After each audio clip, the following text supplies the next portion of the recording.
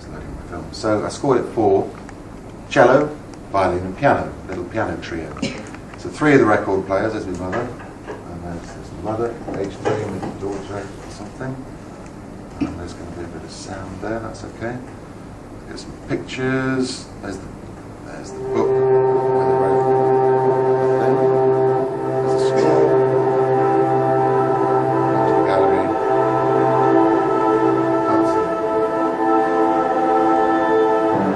3 record players here playing the cello, 3 playing the piano. Over there, look, you just see over there. Playing the violin. Very crackly there. So each of those record players actually has sound reactive, movement reactor underneath, a presence detector underneath it. So as you move around the exhibition, it stops the record player for 5 seconds, so that the presence of you make an impact on the world, and it's always extending the play of the composition. It's quite a mournful, reflective piece, but it's always rising. So I'm always stuck between bright, shiny Yannick and dark, mournful Yannick in my work, trying to combination.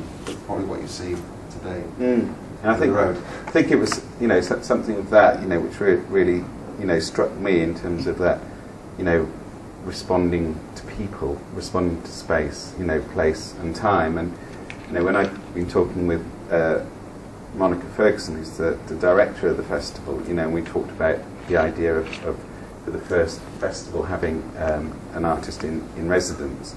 We wanted to have somebody that was a sound or music artist, because one of the themes of the festival is sound and music.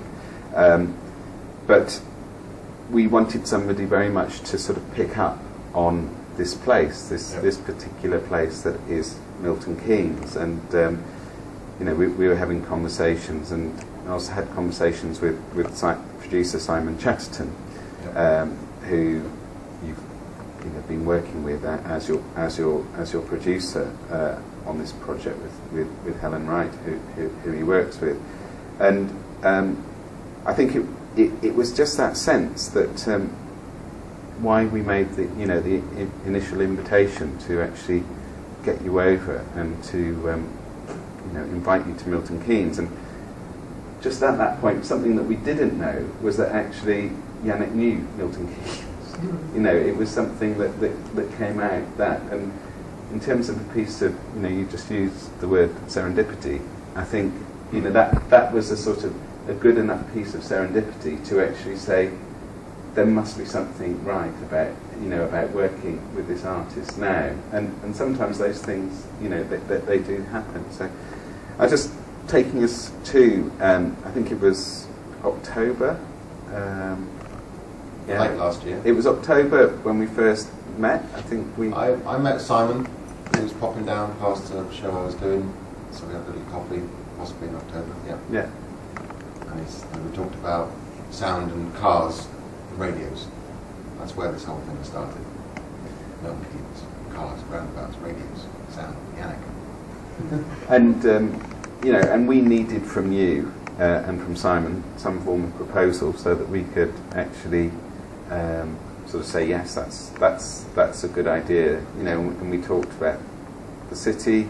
We walked around lots of different places, lots of car parks, lots of different underpasses, and we also talked about you being artist in residence and making talks, and also somehow thinking about the future. So those were sort of the context that we're sort of setting up in those early discussions. And before getting into where Asleep at the Wheel became, I just wonder where, we had a working title of Dusk at the Drive-In, and it might be worth just saying where we were when we had Dusk at the Drive-In. Well, the 3 things you mentioned there, which are the place, the future theme of this festival, which is also Milton Keynes is a future-thinking city. It's very leading in many ways. It's a young city without the heritage, so it's go-getting.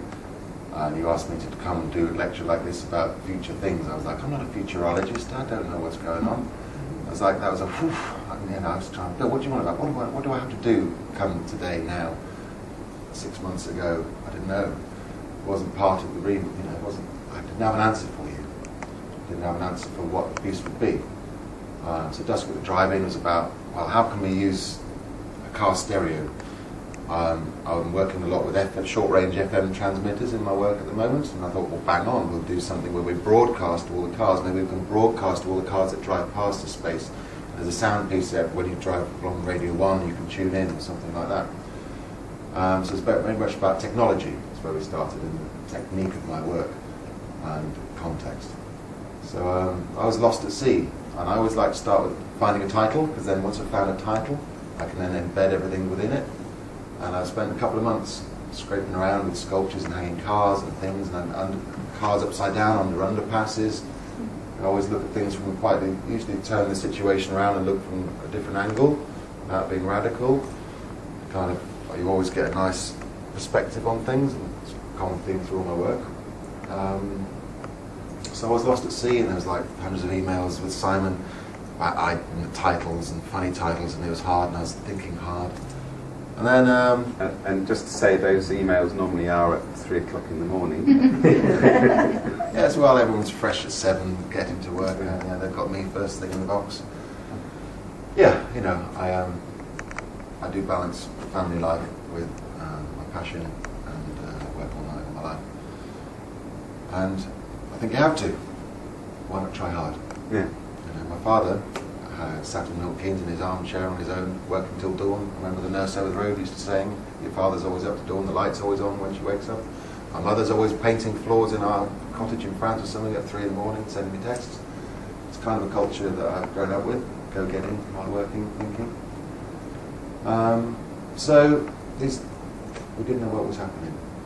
There came a turning point where I was thinking about, think about if the future, think about, what is a car?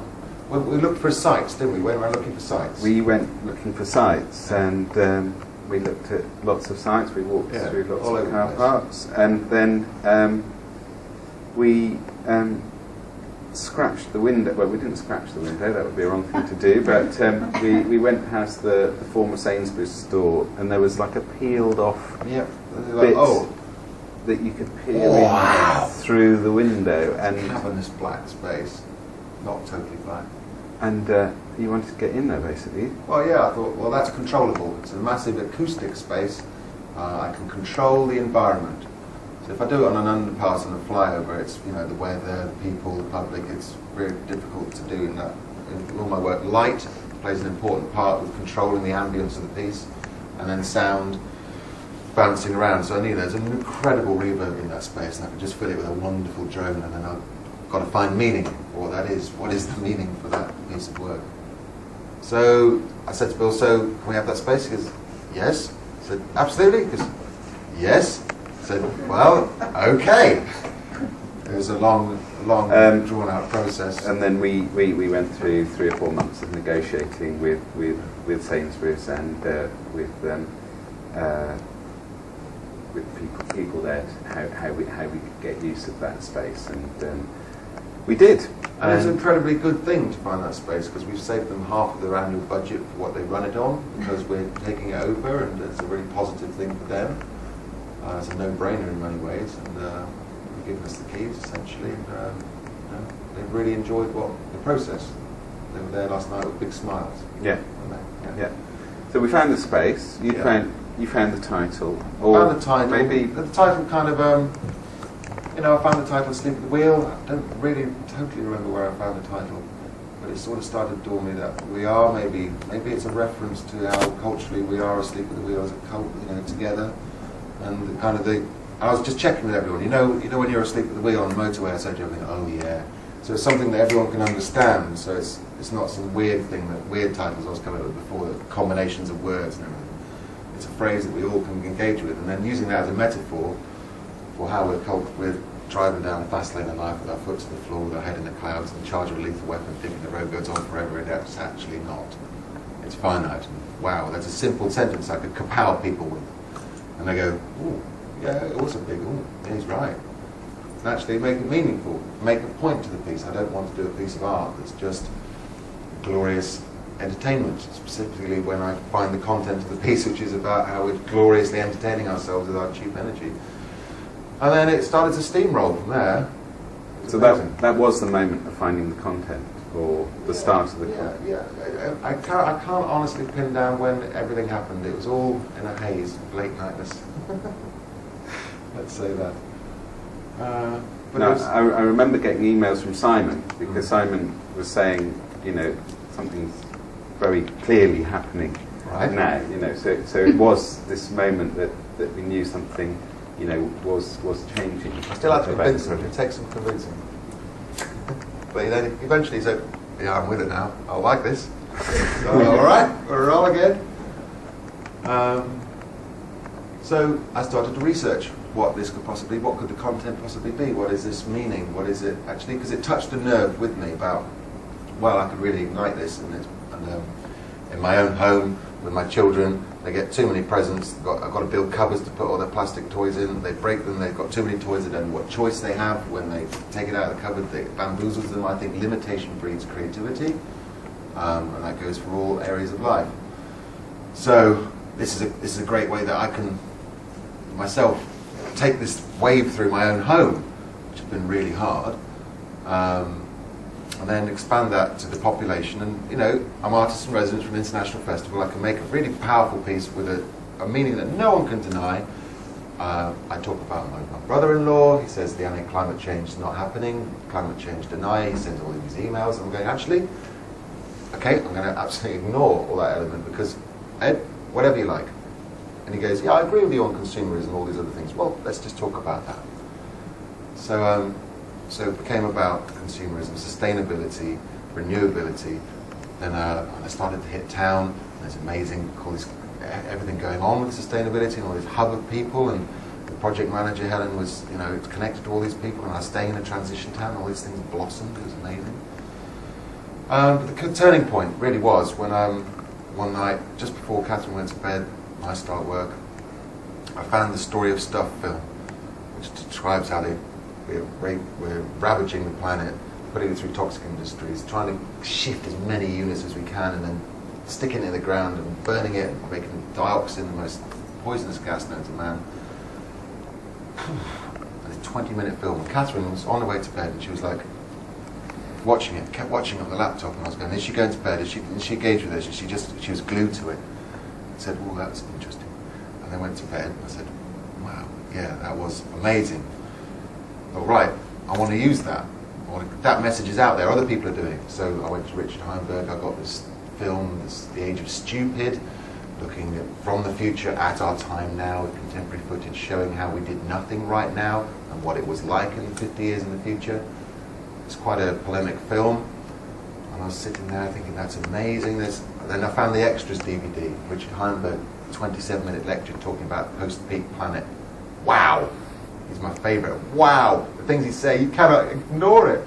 George Monbiot saying, why do we think we're entitled to these plasma tellies in our trips to Thailand and 5 times a year? And do we not know what we're doing to ourselves? It's really got to change now. By 2015, Branson comes on and talks about tipping points and peak oil, and everything starts flowing out of the media at me. It's amazing. I'm like, oh, I've got to capture all this stuff, and then, kind of take all those people in my arms and percolate it.